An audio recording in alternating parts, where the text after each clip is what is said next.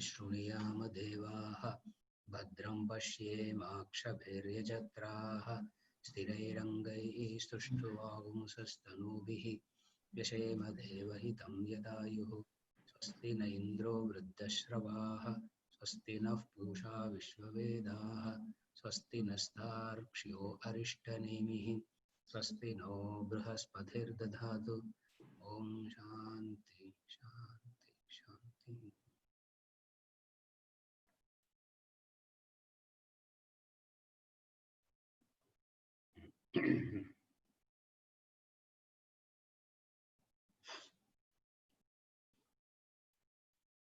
Verse number, mantra 14, we were studying. Mantra 14, we were studying. Punascha janmantara karma yogat saeva jivas swapiti prabhuddha puratraye kridati yascha jivaha tatastu jatam sakalam vichitram adharamanandamakanda bodham yasmin layam yati puratrayam cha.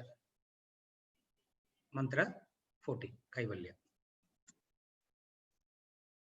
Again, through connection with actions of previous birth, that individual self alone dreams, awakes, and plays in the three cities. From him indeed arises the pluralistic phenomena, and into whom the substratum, bliss, unbroken consciousness, the three cities dissolve. This is the mantra.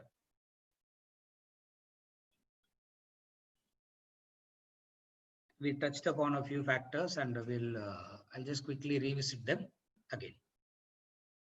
First, the connection with actions of previous birth. Punaha cha janma antara karma yogaha. Antara karma yogaha punaha janma. That is the word. Actions done in the previous janma, previous janmas in plural, not in singular. Action done in previous janmas in plural causes the individual to, causes the jiva to enter into the sharira. The jiva entering into the sharira becomes the individual. The particular name, fame, height, weight, all that is in connection to this particular sharira. And the jiva enters this particular sharira dependent on the purva karmas. Why it enters? Because it has to experience. Why it enters? Because it has to experience. What it has to experience? The effects of antara karma. The effects of the, because it has to experience the effects of the karmas, it necessarily enters into a body. And when it enters into a body, it plays the role. What are the role it plays? At one point it is the waker, at another point it is the dreamer, and then at another point the deep sleeper. Shariratrayam. Shariratrayam, the three bodies, gross, subtle, and causal bodies. The three bodies. It plays the role.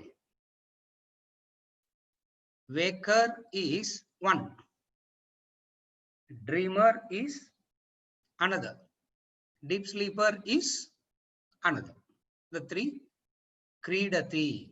Kridati means it's sports. Kridati means it's sporting around. It is experiencing. Please understand that the Upanishadic language, if you translate it literally in English, we will be extremely confused. What is the play? What is the sport? What it means is it experiences. It experiences. You may ask why they don't use the word experience. Why are they using these words? This is the classic operations language which was used thousands and thousands of years back. That is the language they use. You have to understand what is it that is behind it. What is it? The Jiva experiences these three.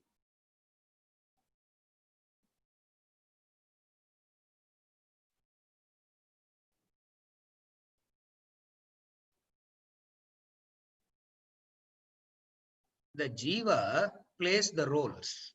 What are the roles? It plays the role of the king and it plays the role of the beggar, as in the example of Janaka. It plays the role of the king and it plays the role of the beggar. Then comes the question, am I the king or am I the king or am I the beggar? Are you able to follow?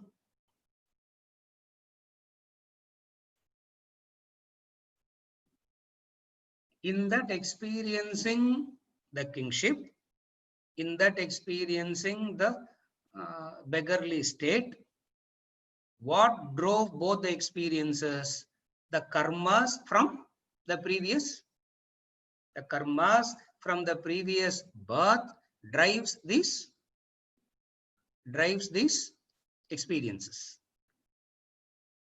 The karmas from the previous birth drives the jiva to experience in the waking state whatever it experiences, in the dream state whatever it experiences. The karmas. Now, what it does as a human being is, in the Manushya Sharira, what it does is,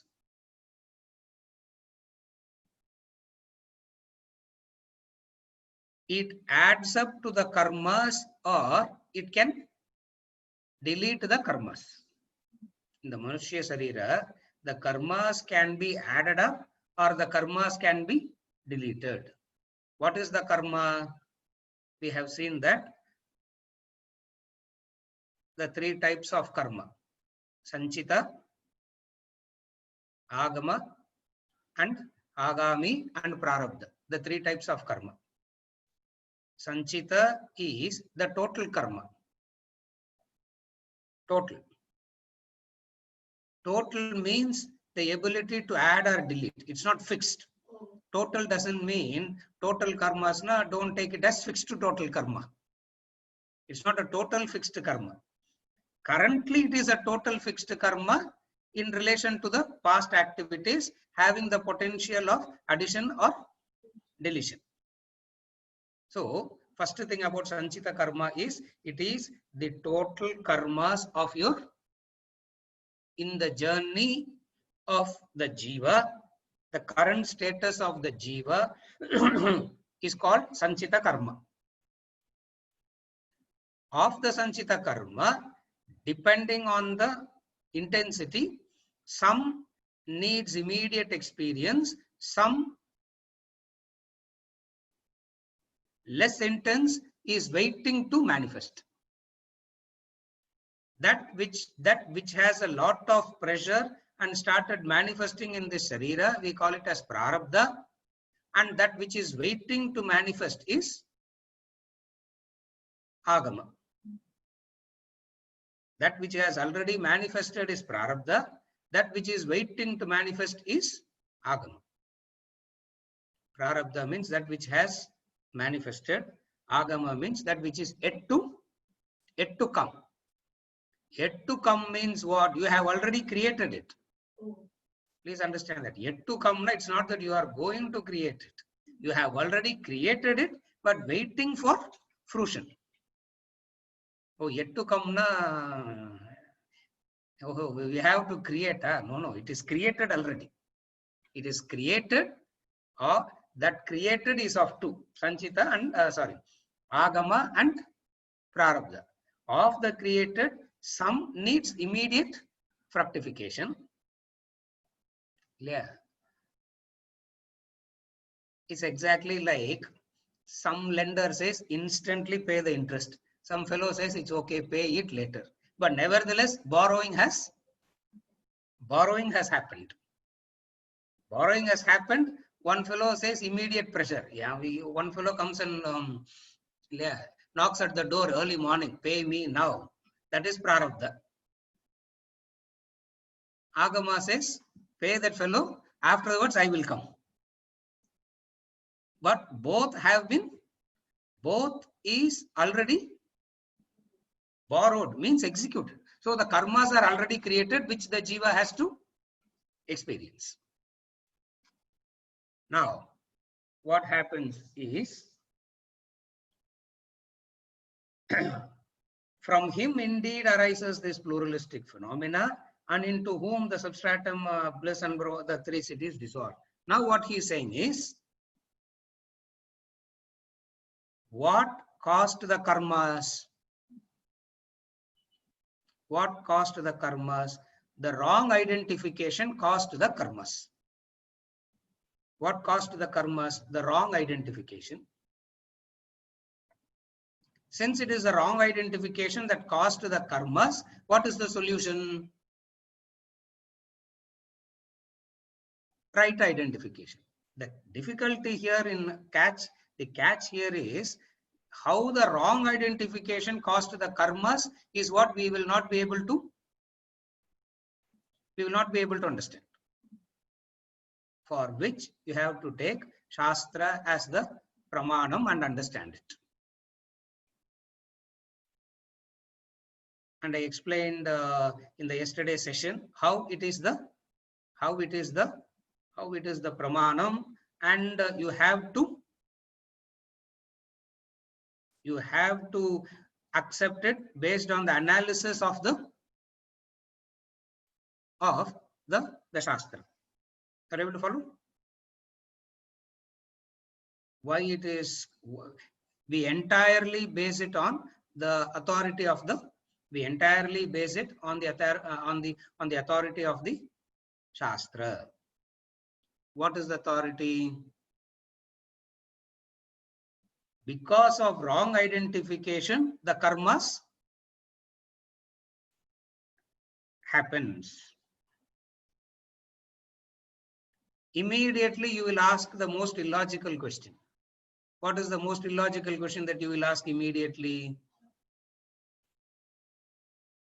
What is the most illogical question that you will come naturally, that you will ask? When did it start? How did it start? For which Vedanta says this question cannot be answered, because if the dreamer were to ask when did my dream start, you cannot tell the dreamer your dream started 2 minutes back, because for the dreamer the dream is an eternity. Are you able to follow? For the dreamer, the dream phenomena is an eternal experience. There is no, the dreamer is incapable of understanding the beginning point of the dream. Similarly, in the waking state also, that point cannot be really understood. It's the logic. But when it says, we turn back saying, since they don't know how to answer, they are saying, you don't ask this question. Vedanta says, you have to understand it within the boundary of the logic and reason that it gives. When you ask, when did it start? When you ask, when did it start? There is an assumption in that question. What is the assumption in that question when you ask, when did it start?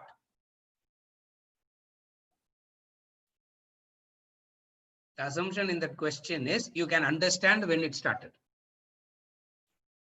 Correct? When you ask this question, when did it start? And also when you ask, why did God create? The assumption in all this question is there should be an answer which is understandable to the intellect. Vedanta comes and says this question itself has no basis, because it is not possible for the intellect to comprehend. I'm not going into those arguments now. I'm not getting into those arguments. In some other context, in some other text, we will do that. Therefore, the karmas is because of the wrong identification. Atma Bodha we are studying. In that week after week after week, we are explaining from different angles, different examples, how it is the wrong identification that is causing it. And sir, the Atma Bodha vache Kaivalyam, all are talking about the same subject only. Are you able to follow? So, in that Atma Bodha, we are seeing in detail how wrong identification is the cause. So, you have to connect it with that. The wrong identification is the cause for karmas. And what is the solution? The right identification. What does right identification means? Right identification is not positively identifying with something. Right identification means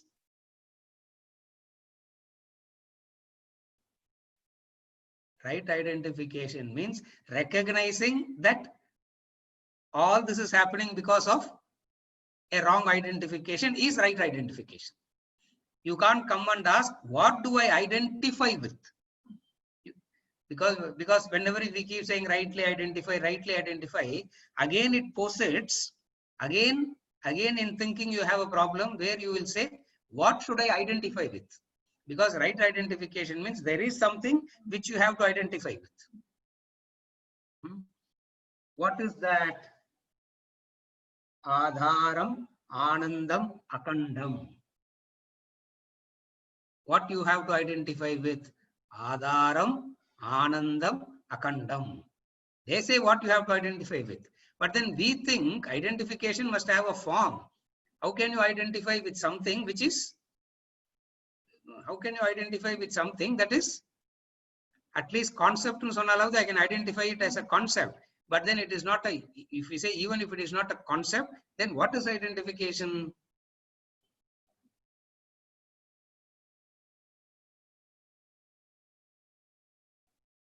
Identification is this.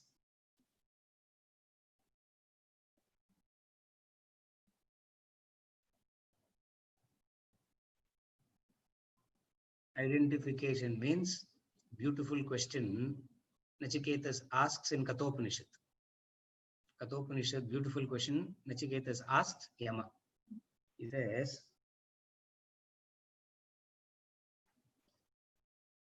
that which you see other than cause and effect, other than the past and the future, other than virtue and vice, teach me that.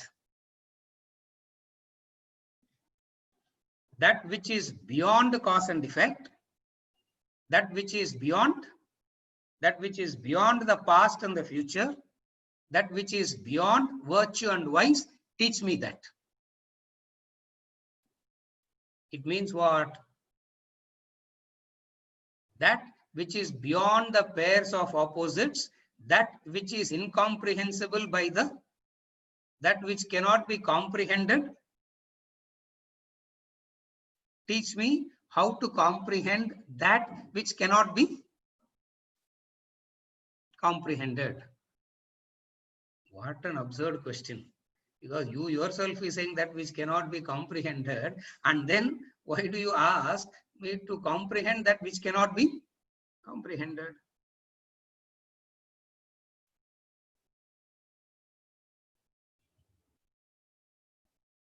What is this wrong identification? That which the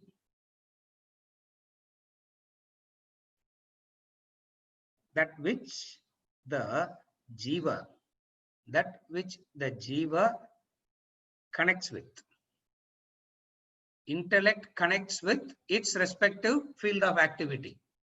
Mind connects with its respective field of activity. Senses connect with its respective field of activity. Again, I repeat. Senses connects with its respective field of activity. What is the respective field of activity the senses connect with? seeing, hearing, tasting, smelling, touching. That is what the sense object. What is the mind connects with? Feelings and emotions. It's respective. What does the intellect connect with? I understand, I don't understand. I understand, I don't understand, I can understand. This is what the intellect identifies with. Mind identifies with the emotions and feelings, respective field. Intellect identifies with I understand, I don't understand, I can understand. So everything is functioning with its respective, everything is associating with its respective. The instrument is connected to the respective field of activity. Having identified with the, if I identify with the senses, you become the seer. If you identify with the mind, you become the feeler. If you identify with the intellect, you become the thinker. So the senses are seeing. Now carefully follow. The senses are seeing. When you identify with it, you say, I am the seer. Are you okay?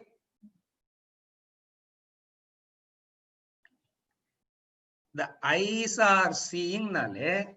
You are witnessing the senses contacting the sense object.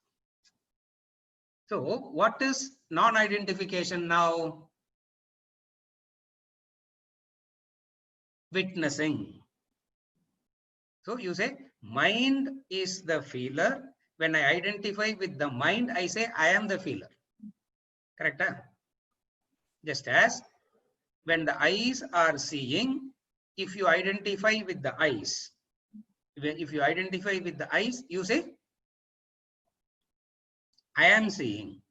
When you identify with the mind, you say I am feeling. When you identify with the intellect, you say I am understanding or I am not understanding. I know or I don't know. Whereas it is the senses that is contacting the respective sense objects. The mind is contacting the respective field of activity, which is the emotions. The intellect is contacting that.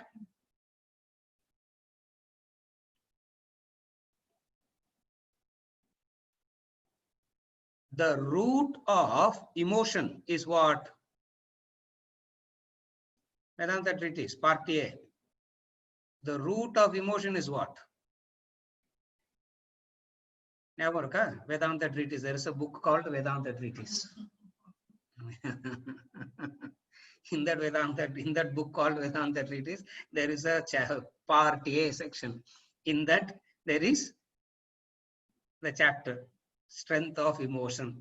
In that chapter, there is a topic, the root of emotion. What is the root of emotion? The root of emotion is desire. It's explained there. The root of the root of emotion is the desire. So desire is action. Desire means that which is born of action, karmas. So the strength of emotion is the root of emotion is desire. Are you okay? It means if you assume the position of I am the desirer, you will go through emotions only when there is a desire. Experiencing. What are the experiences? The experience of sukha dukkha. Ultimately, what are the two experiences?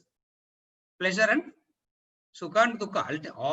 All experiences fundamentally will boil down to these two only.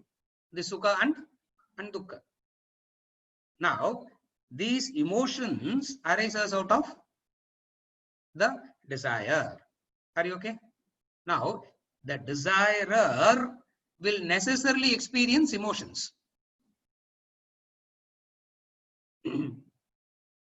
Proof.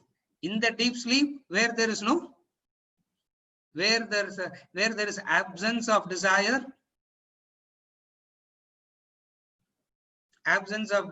what is it? Absence of desire, what is it? In the deep sleep. Absence of desire, what is it? Bliss, Ananda. That's why it's called Ananda Maya Kosha. Absence of desire, you will not say nothing. It's not Shunya. Are you able to follow? It's not Shunya. It's not nothing. It is bliss. So, from this, what do you understand?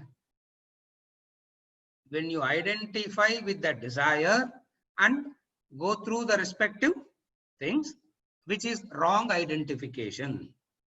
So what is wrong identification now? When the eyes are seeing, you say, I see. When the mind is feeling, you say, I feel. When the intellect says, I understand or I don't understand, you say, when the intellect is that which understands or doesn't understand, you say, I. So what is wrong identification now? Wrong identification is, where do you place what do you equate the I with? That I, Puratraye Kridati, that I place in waking, identifies with the waker, says I am the waker. That I in the dream state says I am the dreamer. The I in the deep sleep state, I am the deep sleeper. In all these, there is something, experiencing something. Are you able to follow? There is something which is experiencing.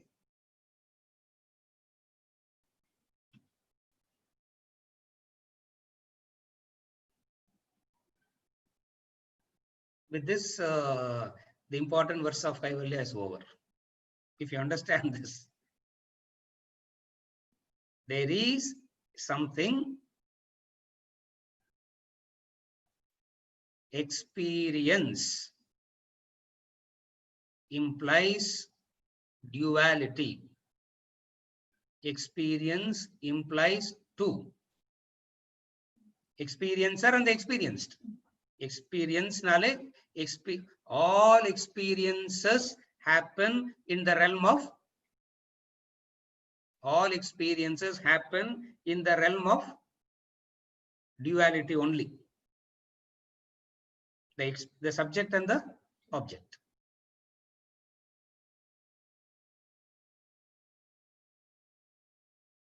When you identify with the real subject,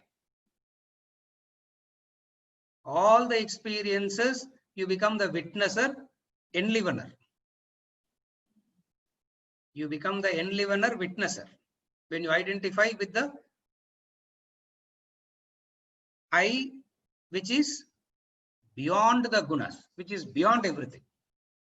If you identify the I with that which is, if you identify the I with that which is of the instruments, you will say, I am this. So what is he saying? What is he saying? Because of the Purva Karmas, Purva Karma means long unintelligent association. Purva Karma means a long unintelligent association. And if you continue that long unintelligent association even in the present, Purva Karma is nothing but long unintelligent association of the past. If you continue that long unintelligent association even in the present, it will be sporting these three. Sporting means it will be experiencing these three. What are the experiences? Waking, dream, deep sleep. The three, you can call it as the three states or the three bodies. Anything he says three. What are the three? Whatever that three is. What is unintelligent association of the past?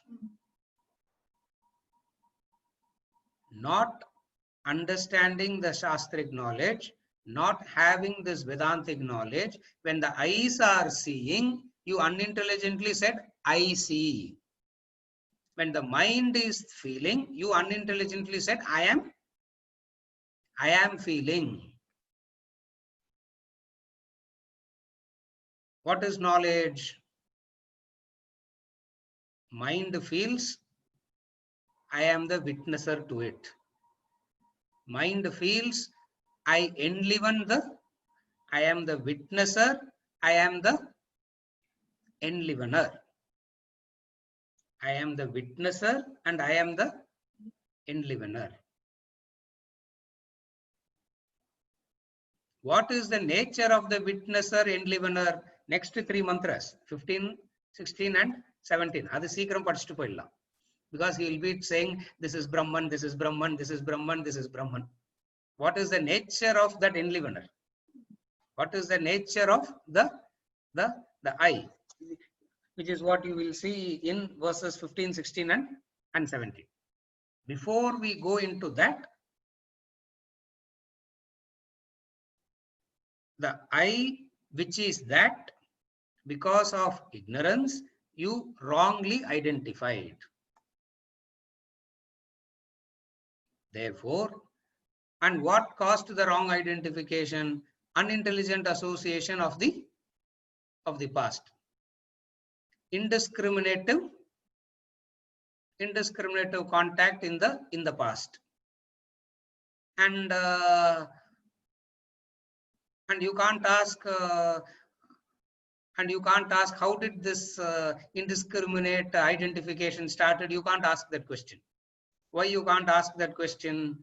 Because we have already studied verses 62, 63 of chapter 2.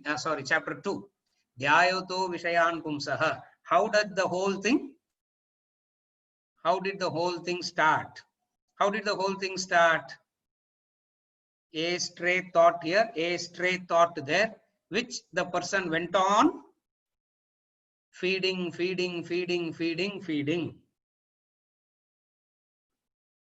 Remember ladder of fall? Any number of times we have seen it. So you have to connect all that. You have to connect all that. If you can connect those dots, it's like children's game, you know.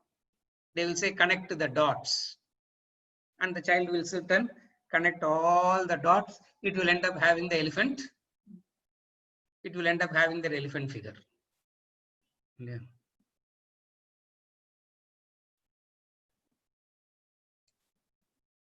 When they say connect the dots, they will tell you the direction also in which the dots have to be connected. You can't connect the dots in the way that you want. If you connect it in the way that you want, it will be a chaotic figure. There will not be a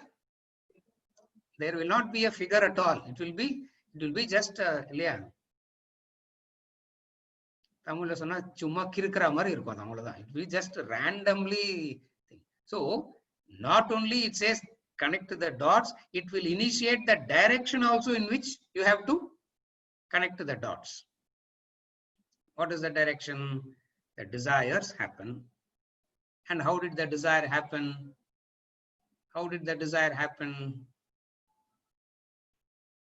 Senses contacted the sense object. Senses contacted the sense object. When the senses contacted the sense object, what happened?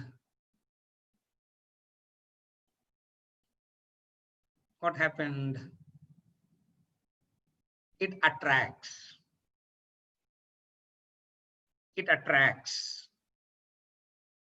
In that attraction, What did you say?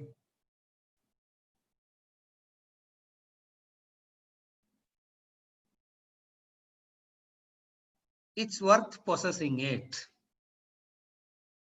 It's worth having it. You continue the indiscriminate thought. The third stage. What is the third stage? I want it. Fourth stage, desire. What is the fourth stage? Desire. I can't live without it. Are you able to see the sequence? You say, I can't live without it. How did it all start? It all started with senses contacting the sense object. Are you able to follow? Senses contacting the sense object minus the intellect. That is implied there. The senses contacting the sense object minus the intervention of the buddhi. If the buddhi is there, what the buddhi says? Do not identify. Do not identify. Do not identify. Are you able to follow? The buddhi strengthened by Shravana Manana. The buddhi strengthened by this Shravana Manana and tapas and whatever be it. The buddhi, the intellect strengthened by all that. It says senses has to contact the sense object. You cannot tell the senses not to contact.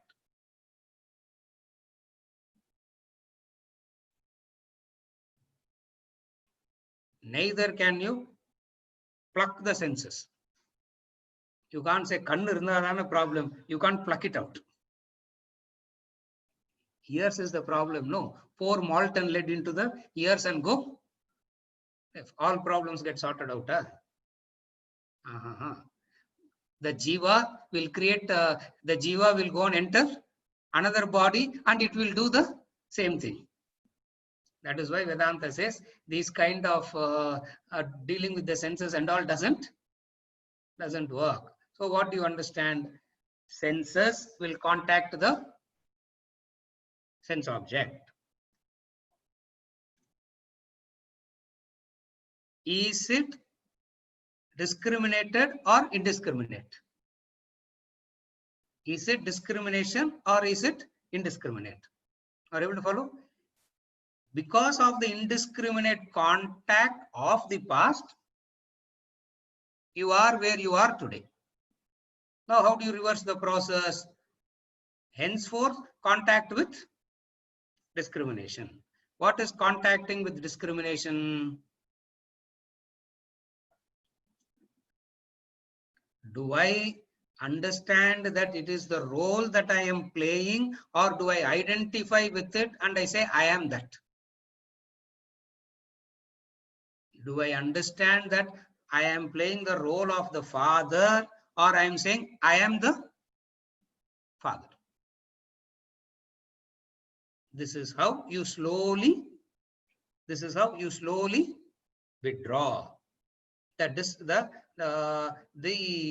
this withdrawal is what is called as right identification. Are you able to follow? This withdrawal is what the Upanishadic language, the Vedantic language is, this withdrawal is what is called as the right identification. So you say, I got to play the role of the father, but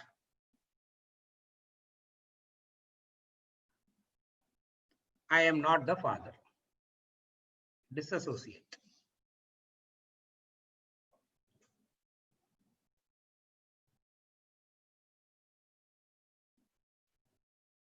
If this disassociation doesn't happen, what will happen?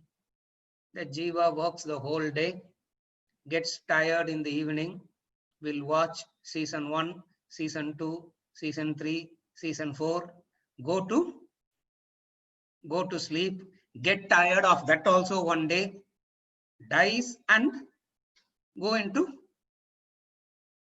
another body. Are you able to follow?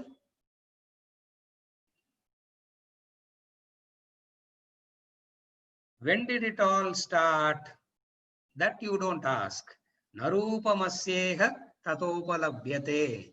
Verse number, chapter 15, verse number 3. Narupamasyeha tatopalabhyate, he says. Its form here is not perceived as such. Neither its end nor its foundation. He's talking about the origin of the world. He's talking about the origin of the world. It is anadi.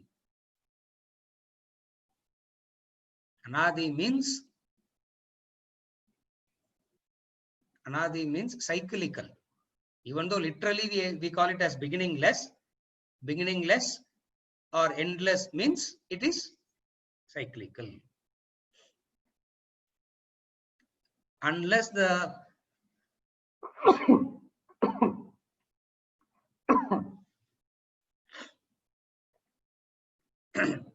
the intellect, which is not fortified with the Shastric knowledge, cannot understand anything as cyclical. It always says it has a beginning and an end. The empirical, the worldly analysis, the worldly knowledge always says it has a beginning and it has an end. The birth of the body is the beginning of you. The death of the body is the end of you. It sees everything. It can understand everything only with the beginning and an end. Yeah. He says, there is no beginning, there is no end. When he says there is no beginning, there is no end, what it means is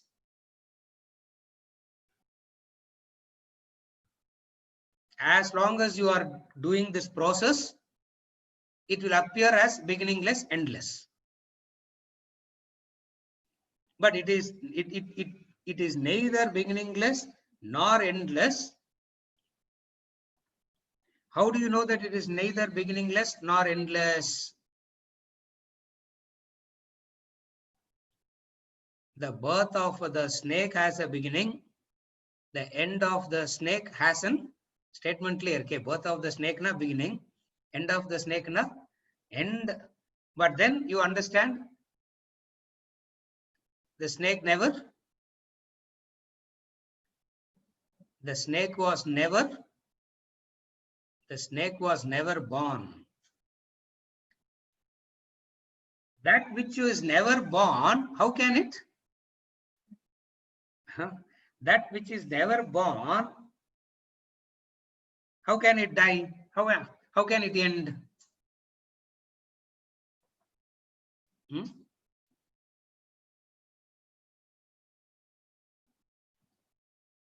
How do you get out of the dream? You get out of the dream when you shift to the higher nature, which is the waker.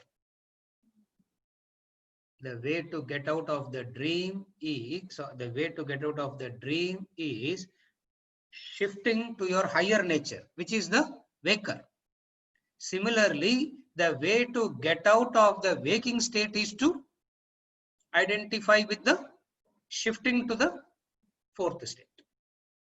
Just as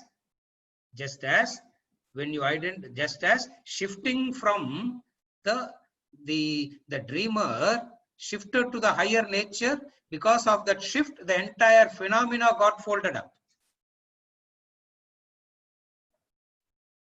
Similarly, the entire phenomena of the current experience, which seems to be so real, permanent and all that, will wake up, will dissolve if you identify with the fourth nature, fourth state. And what is that fourth state?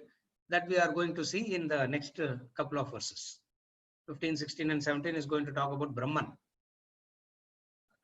I am spending a little bit more time on this verse because this is a very important verse. And about the reincarnation, we have seen it already. What is reincarnation? Reincarnation is The proof of reincarnation is not observation. The proof of reincarnation is inference.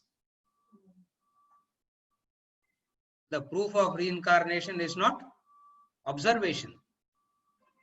The proof of reincarnation is inference. Tallying two different things. Tallying two different things. What are the two different things you tally? Something cannot disappear into nothing.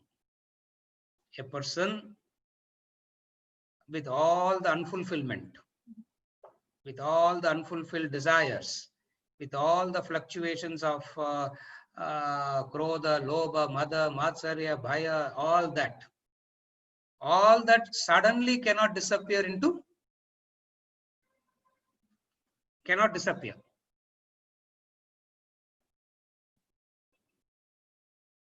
On the one side, you see a sudden disappearance.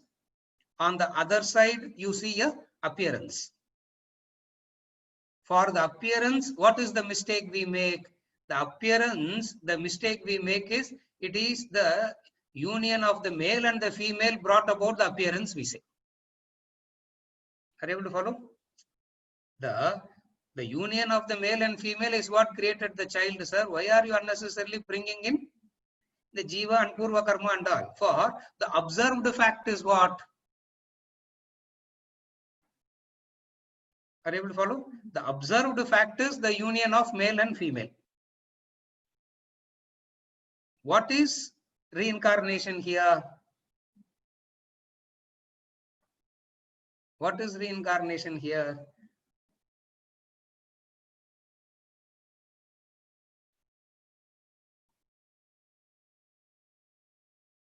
Every time there is a union, production doesn't happen, number one. Number two, sometimes produce happens, the child happens. 3 children, all three are different. In an assembly line, 1000, that's why they say we recall this particular thing. They say, no, whenever there is a fault, they will recall a particular thing. 10,000 cars are recalled because all the 10,000 cars came out of the same assembly line. Are you able to follow? Now, no two, even though the assembly line is the same, no two that is coming out is the same. It means the differences are, it means there is a difference, and the differences must have been that individual's own making. Are you able to follow? This is how the theory of, we call it as theory of reincarnation. Why we have to use the word theory? Because for all practical purposes, we can use the word law of reincarnation. Yeah. The theory of reincarnation comes under the law called the law of karma. The theory of reincarnation comes under the law. You don't say it as theory of karma, no? You don't say theory of cause and effect, do you? You say the law of cause and effect. Why do we say the law of cause and effect? Because something is observable there. But the reincarnation is not an observation, it is an inference. What is the inference? A sudden disappearance and a sudden appearance, both are connected, and say this have come. A sudden appearance will appear. A sudden disappearance will have an appearance elsewhere. Are you able to follow? It will not connect one-on-one. Please understand, it will not connect one-on-one.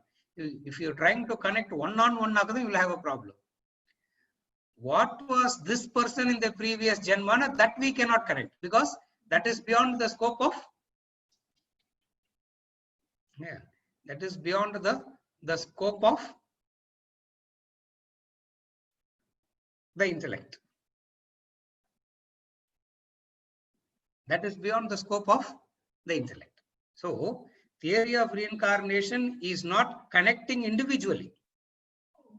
This person died here on a so and so particular date, will be born here on a so and so particular date. Are you able to follow? Reincarnation is not like that. A sudden disappearance will necessarily have a disappearance will have an appearance elsewhere. This appearance, disappearance is the jiva thing, is the jiva stuff. And the jiva identifies with a particular sharira, gains a particular name and form and status, position and all that. By right identification or wrong identification, whether the sanchita decreases and goes back to its original nature, or the sanchita gets added up and further and further and further, punaha janma, punascha janmantara. In this mantra, he is talking about punaha janma in the past, in relation to the past. What is implied here is, if you don't have the right knowledge, this is what you will continue in the future too. Based on this, Shankaracharya in Bhaja Govinda says, punarapi jaranam, punarapi maranam. Punarapi jaranam, punarapi maranam, punarapi janani jatare shayanam, iha samsare bahudustare kripaya pare pahi murare. How did it all start?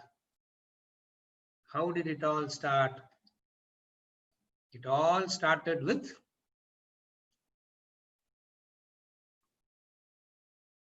senses contacting the sense objects. What it was doing its job. The senses contacting the sense objects is, it's doing its job. Out of ignorance, they say it is I.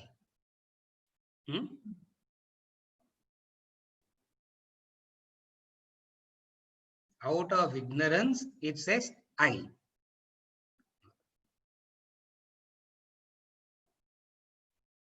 Lastly,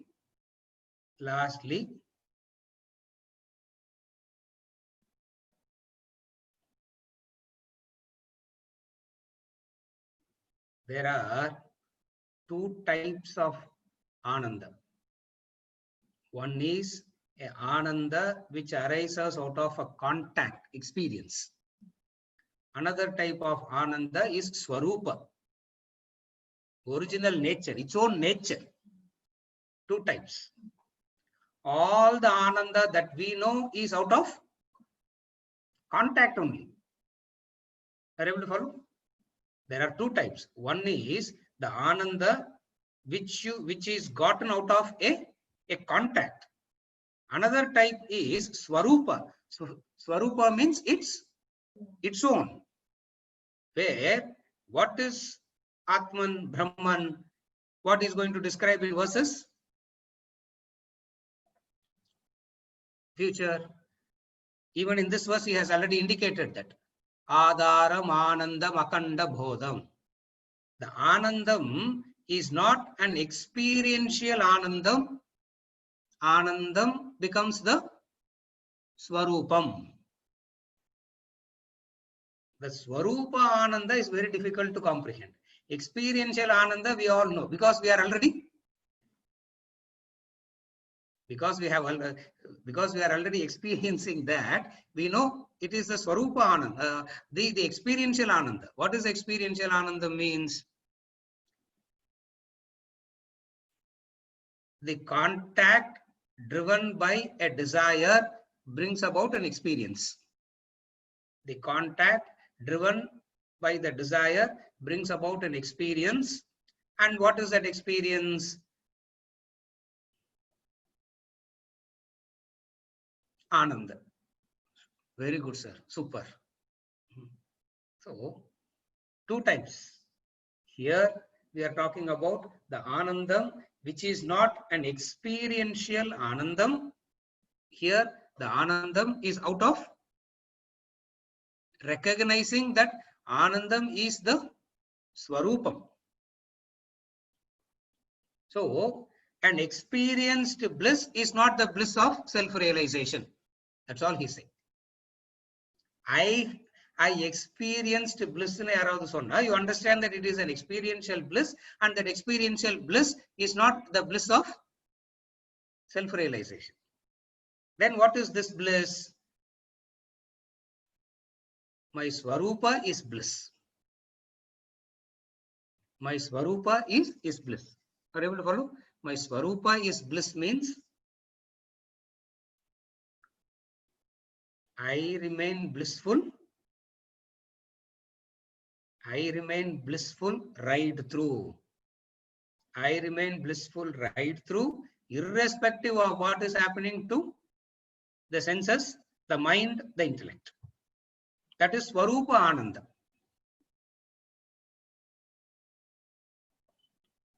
All along you are searching, you want to get back to that Swarupa Ananda. Out of ignorance, you are trying it through body, mind and intellect is Vedanta. Always you are searching for that Swarupa Ananda. Out of ignorance, you are trying it through the body, the mind and intellect. Second is you are searching with the conviction that it can be experienced. You are searching with the conviction that it can be experienced, or you believe it has to be experienced. Vedanta says it is not like that. The Swarupa means its own nature. Swarupa, Dharma, all synonymous. The Swarupa of sugar is sweetness. Diabetic sugar, where all the sweetness is removed, then what is it? Then what is it? All the sugar is removed. Then you have sugar minus the sweet. What is it? That's a chalk piece. If the sweetness is removed, then it is only chalk piece. It is not sugar there. For the Swarupa of sugar is the sweetness. What is the Swarupa? Ananda is the Swarupa. Ananda is not an experience. Because of avidya, because of ignorance, we always believe it has to be experienced. That is why Vedanta says it is not an experience, it is a recognition. That is why if anybody says, I have experienced God, now Vedanta comes and says it's part of the body, mind, intellect, because it cannot be an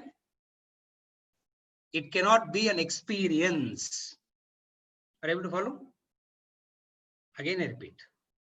That is why if anybody says, I have experienced God, Vedanta comes and says, what you experience is not Kenopanishad. What you have experienced as God is not God. 5 mantras he repeats, no? Kenopanishad. Remember part 1? What you experience is not God. 5 mantras. From mantra 5.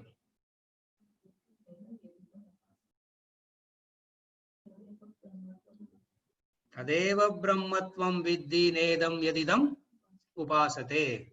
Tadeva brahmatvam viddhi nedam yadidam upasate. 5 times he repeats, mantra after mantra after mantra.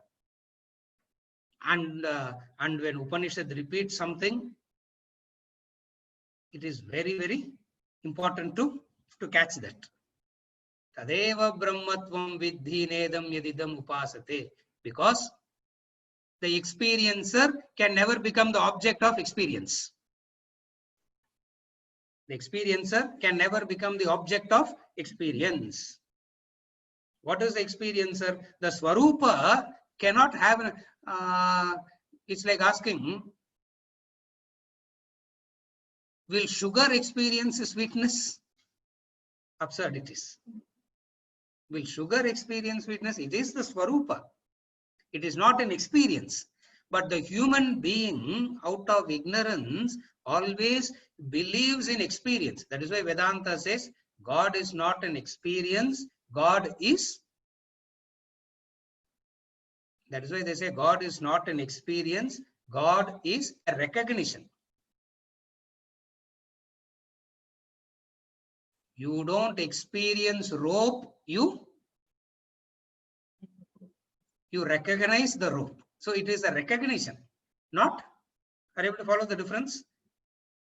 It is not an experience, it is a recognition. What is the recognition? Anandam as an experience is not it. Recognizing Anandam as the Swarupam. That's why those great masters who have gone to the state, they say, nothing can take the bliss away from me. Nothing can shake this. Nothing can take this away from me. Not only they say nothing can take away this, always I was this only. Ingada we get very confused. Okay, sir, we can say, okay, you have done lot of tapas and you have attained, that is understandable. Are you able to follow? Because experience is still proven. If he says, after self-realization, I have recognized, always I am this only. My Swarupa, always my Swarupa is this. I have recognized this. You say,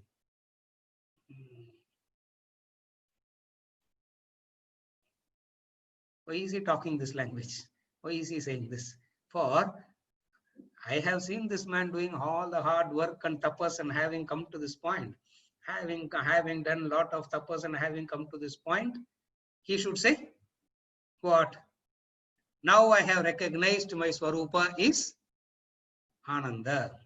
Self-realized person says, what is self-realization now? Recognizing I remain the same right through.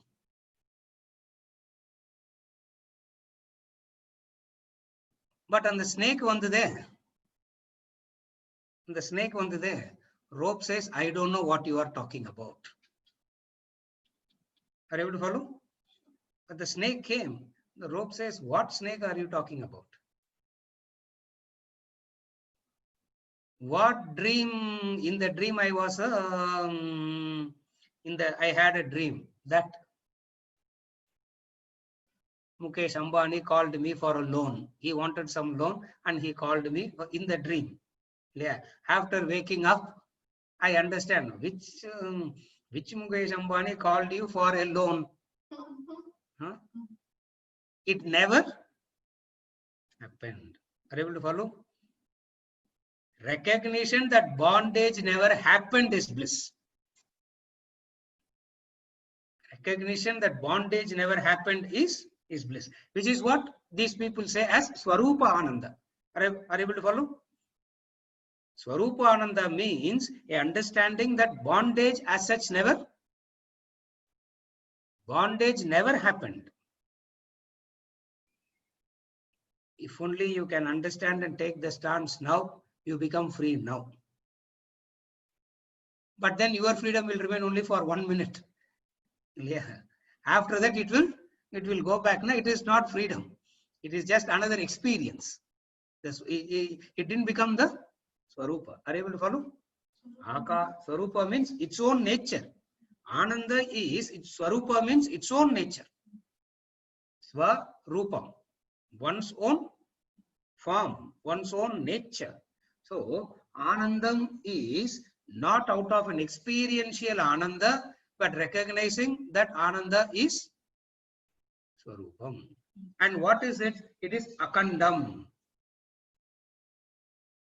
Adharam, Anandam, Akanda Bodham. It is Anandam, it is Akandam, it is the Adharam. Adharam means the substract. Adhara means the foundation, the substratum, the support. The moving wheel is supported by the unmoving axle. That is the adharam. The unmoving axle is the adharam for the moving wheel. So deriving its support from that, the wheel rotates. There is a perfect rotation, cause and effect, everything is there, but it derives it from the what is it that is adharam? It is the unmoving axle.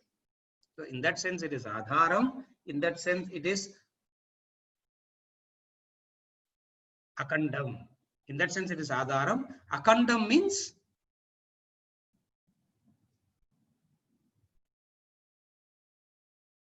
khanda means broken. Akanda means unbroken. It is akanda means another broken land is called continent. Kandam solrom. Broken land is called continent. Kandam. Tamil kandam. Kandam means that which is broken. Akandam means unbroken. A bliss which remains unbroken. A bliss which remains unbroken means Swarupam.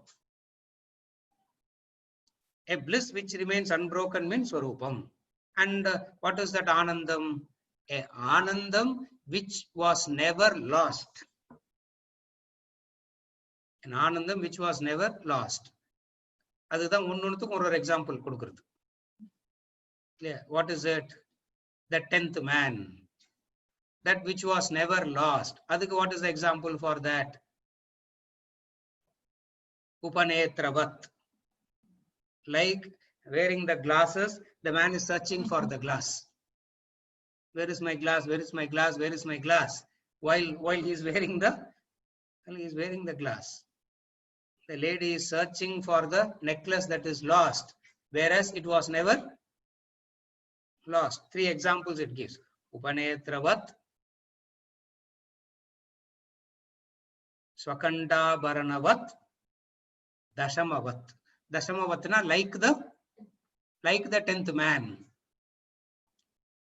Lost. 10th man is lost. 10th man. Where is the 10th man? Where is the 10th man? Where is the 10th man? Everybody is counting the 9. Where is the 10th man?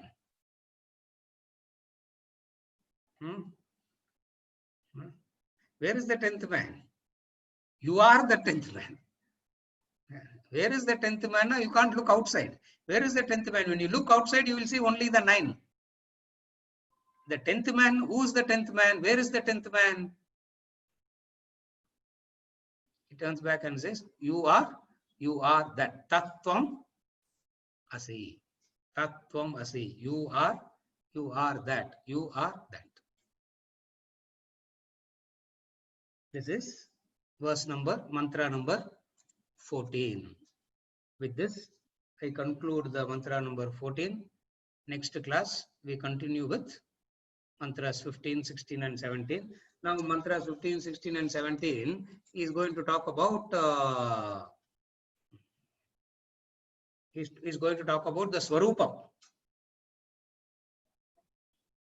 And then in verse number 18, he will say, detach yourself. Detach yourself. That is the classic Upanishadic method. Upanishadic method is karma bhakti jnanam kadayadu. Upanishadic method is detachment. Just get. I have a problem. What do I do? Just get detached. But detachment is very difficult. What do I do? Oh, detachment difficult. Then go back to Shravana and Manana. Go back to Shravana and Manana. For what is the solution? Get detached. This is the sequence. So, verse number 14, he spoke about the cause, the cyclical pattern of experiences and all that, and then it is supported by the truth. Is it okay? Mantra number 14.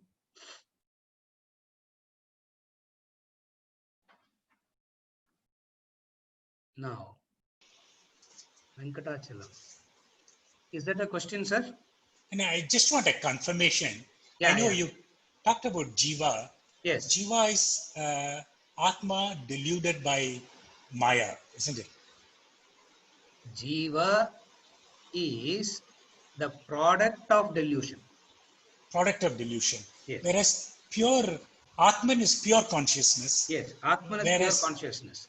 The pure consciousness can never get deluded. That's why it's Maya. the Maya, because of Maya, Yes. Atman identifies with the body-mind complex. Appears to be identified. Appears to identify. Appears. You have to use because the it never word. happened. Because it never happened. It never happened. Yes, you have to use the word. It appears to be identified. It appears to be. It is an appearance. For it is not. It is For not it is happened. not real. Yeah. Why it is? Because the fallacy is this. Raj, idam fallacy.